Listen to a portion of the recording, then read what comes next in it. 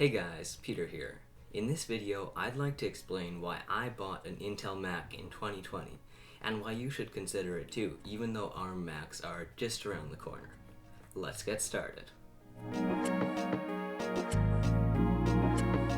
First, before I continue, you may have noticed we recently passed 500 subscribers, which is just awesome. We're now halfway to 1,000, but I'd like to give a huge shout out to the YouTube user who goes by the name of I Am Expert Gamer.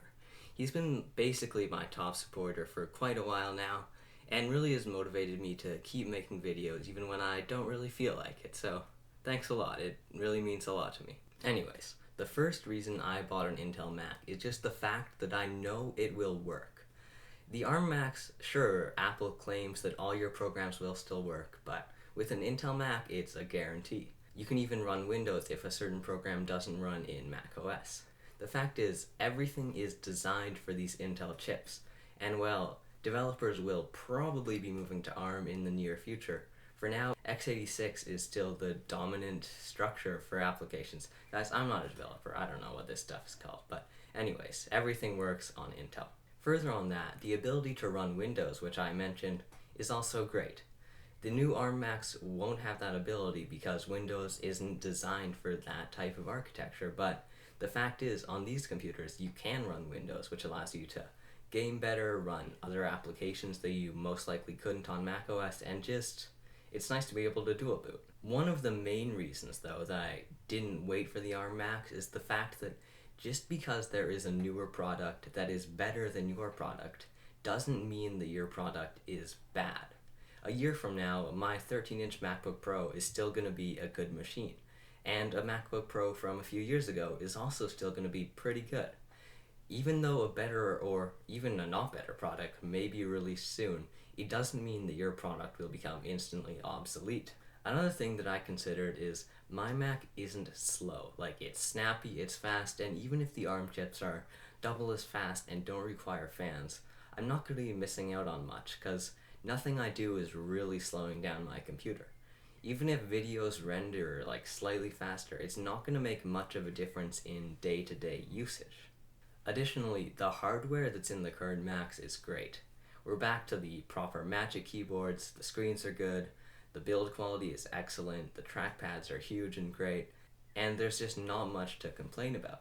There's been leaks that the new ARM MacBook might return to the butterfly keyboard, which would be terrible, so I'm just happy that I'm stuck here with good hardware, even though there is a touch bar. And by the way, subscribe, because I will be releasing my full review of the 13-inch MacBook Pro coming soon. What I've really been trying to say for this first part of the video is, your Mac will not be obsolete as soon as the ARM Mac comes out. It's still going to be a powerful machine that's fast, well built, and just has that signature Apple feel. Now, the other main reason that I wouldn't want to buy an Intel Mac this year is because it's a first generation product, and as with a lot of first generation products, there's no guarantees everything will go right. Like, remember the Galaxy Fold launch?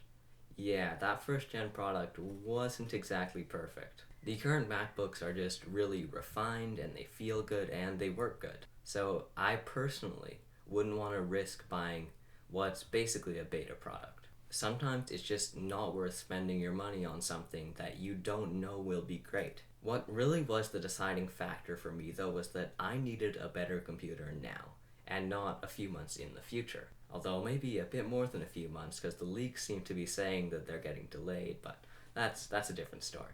The thing is, if you need a better Mac now, or just a better computer, you shouldn't have to worry that the ARM Mac is gonna outclass it, because it probably won't. My computer is a tool that I use to edit videos and type and write things and just create media, and it works well. It does everything I need it to do.